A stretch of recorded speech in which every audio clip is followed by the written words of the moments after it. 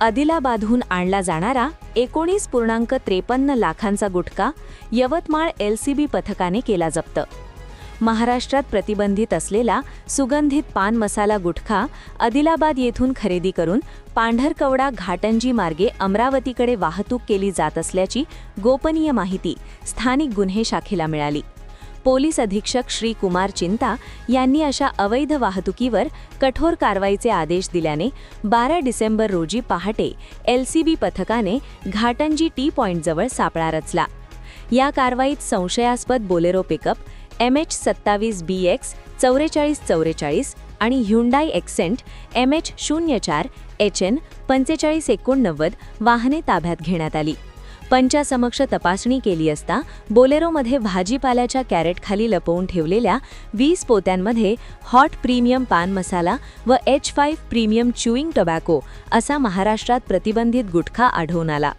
गुटख्याची किंमत 7,12,700 रुपये तर रिकाम्या प्लास्टिक कॅरेटची किंमत 5,500 रुपये इतकी होती। पायलटिंगसाठी वापरलेली एक्सेंट कार, बोलेरो वाहन, 5 मोबाईल फोन यांसह एकूण 19,53,700 रुपयांचा मुद्देमाल जप्त करण्यात आला। ही यशस्वी कारवाई पोलीस निरीक्षक सतीश चौरे यांच्या मार्गदर्शनात सहाय्यक पोलीस निरीक्षक मनीष गावंडे व LCB पथकाने केली।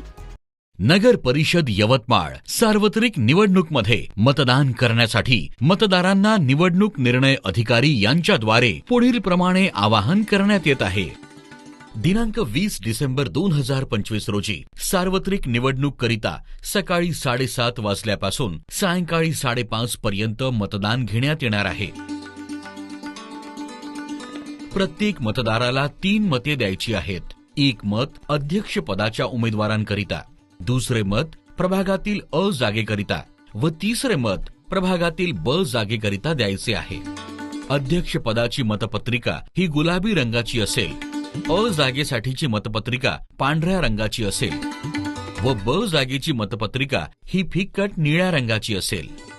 3 मतं दिल्यानंतरच मतदान प्रक्रिया पूर्ण होणार आहे।